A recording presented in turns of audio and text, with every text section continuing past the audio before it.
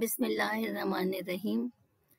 عزیز طلباء و طالبات، السلام علیکم۔ آج ہمارا موضوع ہے سید ضمیر جعفری کی نظم آدمی۔ سید ضمیر جعفری کا شمار دور جدید کے مزاح نگار شعراء میں ہوتا ہے۔ یوں تو ان کے تعارف کے کئی حوالے ہیں۔ انہوں نے صحافت کے میدان میں بھی خدمات انجام دی، اپنا اخبار نکالا، دیگر اخبارات میں کالم، سنجیدہ مضامین اور اشعار لکھے، تاہم ان کی طنزیہ و مزاحیہ شاعری خاص طور پر ان کے لیے وجہ شہرت بنی۔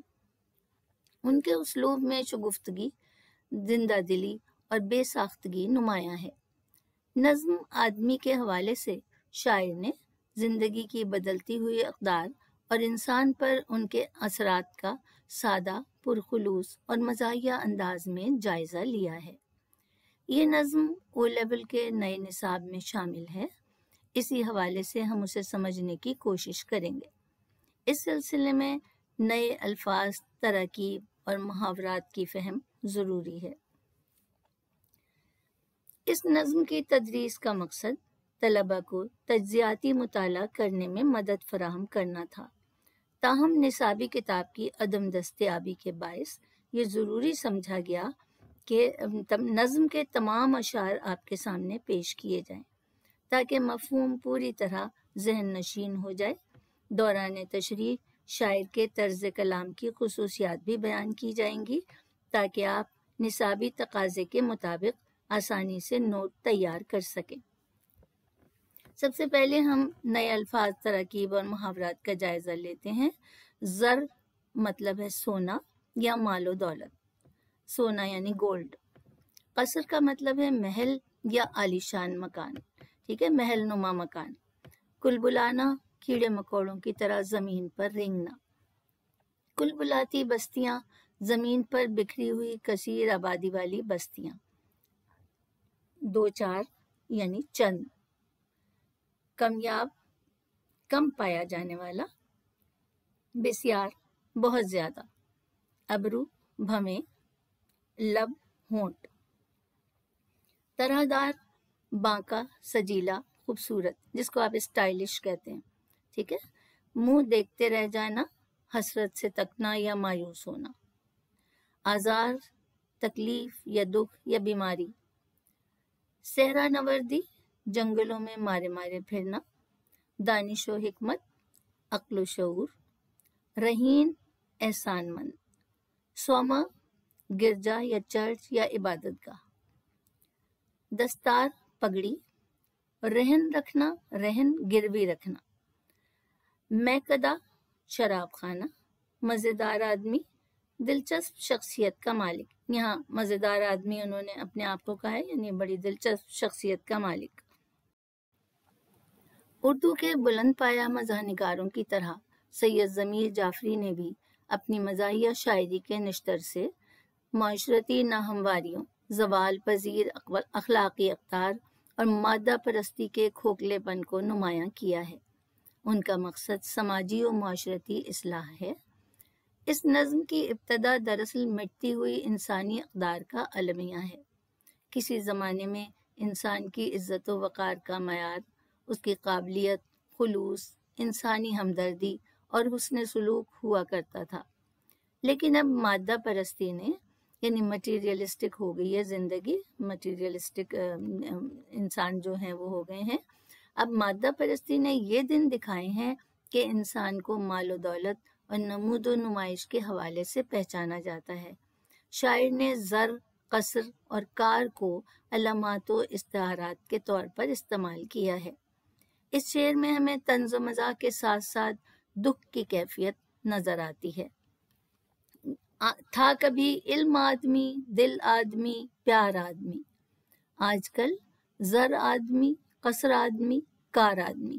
یعنی آج کل انسان کی پہچان اس سے ہوتی ہے کہ اس کے پاس کتنا مال و دولت ہے، بینک بیلنس کتنا ہے، اور اس کا مکان جو ہے کتنا عالیشان ہے، محل نما ہے، قصر مانے محل، اور کار کتنی بڑی ہے، کس ماڈل کی ہے، کیسی ہے۔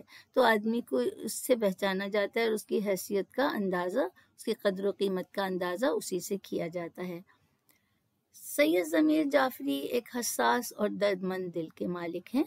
इस नज़्म में वो इंसानों की भरी पूरी बस्तियों में सही मायनों में इंसान की तलाश में सरगर्दा हैं कि सही मायनों में इंसान कहीं नजर आ जाए। रूए ज़मीन पर हर तरफ इंसान हशरातुल अर्ज़ की तरह रेंगते नजर आते हैं, यानी कीड़े मकोड़ों की तरह। इतनी ज़्यादा गुंजान आबाद बस्तियां हैं और उनमें हर तरफ इंसान है, आदमी आदमी नजर आ रहे हैं। ताहम चंद ही ऐसे होंगे जो मकाम आदमियत पर फायज हैं। इनका मतलब ये है कि जो सही मायनों में आदमी कहलाने के मुस्तहिक हैं, वो आदमी जिसे फरिश्तों ने सजदा किया था। कुलबुलाती बस्तियां, मुश्किल से 2-4 आदमी।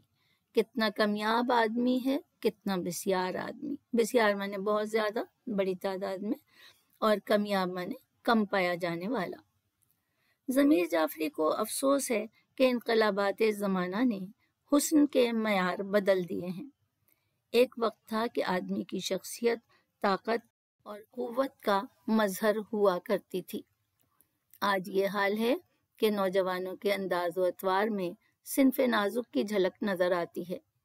वो नाजुक अंदाम होने के शौक में सूरत से बीमार लगते हैं और इसी को बांकपन समझते हैं। जैसे कि उन्होंने कहा कि इस बात को आपके निसाब में एक नज़्म वक़ात हैं मिर्ज़ा महमूद सरहदी के, उन्होंने भी इसी तरह के ख़यालात का इजहार किया है कि जो आजकल के नौजवान हैं वो ख़वातीन की तरह, लड़कियों की तरह नज़र आते हैं। ये भी यही कहते हैं कि इतने ज़्यादा नाजुक अंदाम, कमज़ोर हैं कि सूरत से बीमार लगते हैं और इसको अपना स्टाइल समझते हैं, इसको बांकपन समझते हैं।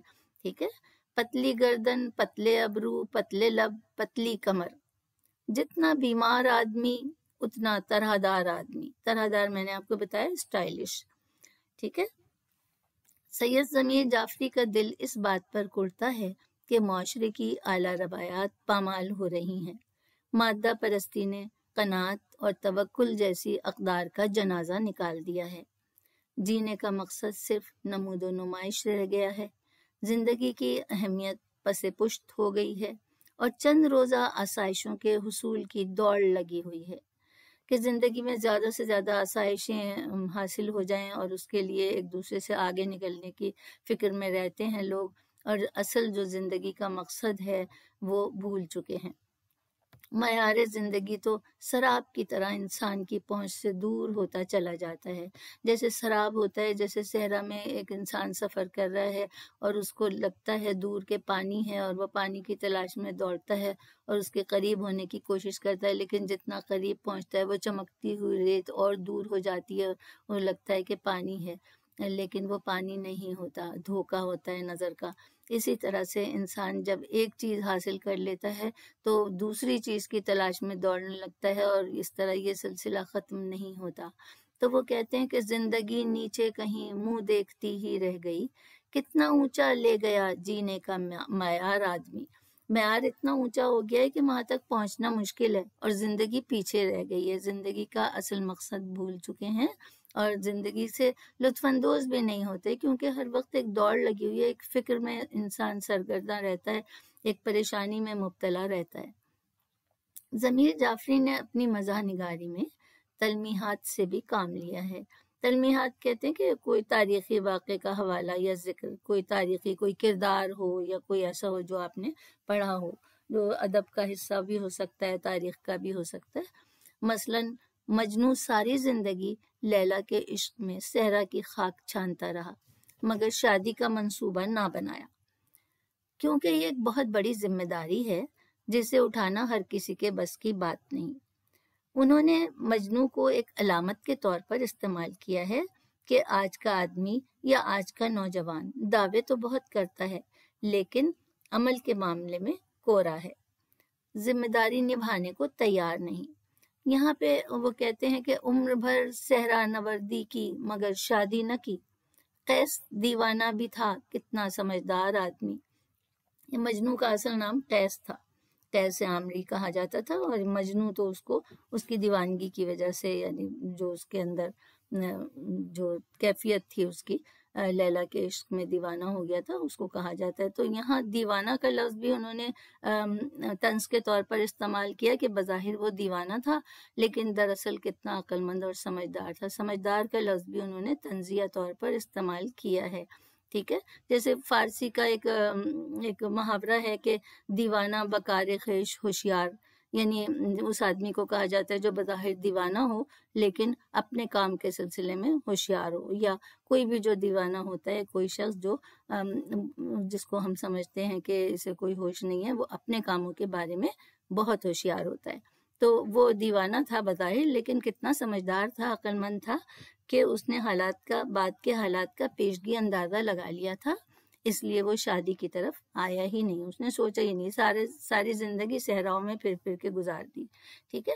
یہ ایک مزاح بھی ہے، اس میں طنز بھی ہے اور شگفتگی بھی ہے۔ شاعر کے نزدیک عقل و شعور، علم و حکمت اگر انسان کو صحیح معنوں میں انسان نہ بنا سکے تو وہ روشنی نہیں، اندھیرا ہے۔ اصل علم احترام انسانیت ہے، نہ کہ انسانیت کی تذلیل، یعنی انسان کو ذلیل کرنا جو ہے وہ کوئی علم نہیں ہے، دراصل نہ وہ عقل ہے نہ شعور ہے۔ دل آزاری اور دوسروں کو اپنے رویے سے اذیت دینا سب سے بڑی جہالت ہے۔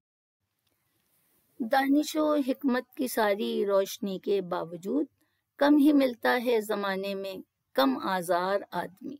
کم آزار یعنی کم تکلیف دینے والا، ایسا آدمی بھی مشکل سے ملتا ہے کہ جو کم تکلیف دے، ورنہ تو لوگ بہت زیادہ لوگوں کو اذیت دیتے ہیں، دوسروں کو تکلیف دے کر خوش ہوتے ہیں، ٹھیک ہے، انہیں تسکین ملتی ہے، سکون ملتا ہے، کہ ان کی انا جو ہے وہ مطمئن ہو جاتی ہے جب وہ دوسروں کو تکلیف دیتے ہیں۔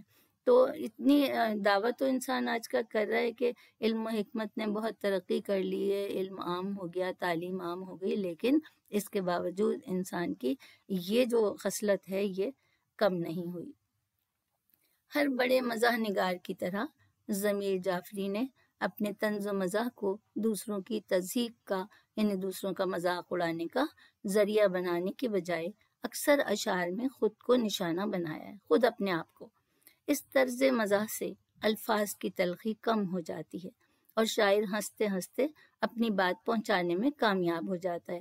اگر کوئی گرتا ہے اور وہ خود پہ ہنسنا شروع کر دیتا ہے تو پھر دوسروں کو ہنسنے کا موقع نہیں ملتا، ٹھیک ہے۔ اگر وہ شرمندہ ہو جائے اور دیکھے اور دوسرے لوگ ہنس رہے ہیں تو پھر جو ہے اگر وہ اپنے کپڑے جھاڑتے ہوئے اٹھ کھڑا ہو اور اپنے آپ پہ خود ہنسے یا اپنی بات پہ یا اپنی کسی حماقت پہ، تو دوسروں کی ہنسی جو ہے اس کو تکلیف نہیں پہنچاتی، بلکہ ایک میسج جو ہے، ایک پیغام کنوے ہو جاتا ہے، پہنچ جاتا ہے دوسروں تک، ٹھیک ہے۔ تو وہ اپنے آپ کو نشانہ بناتے ہیں بجائے دوسروں کو برا بھلا کہنے کے۔ انہوں نے معاشرتی منافقت کو بھی موضوع بنایا ہے۔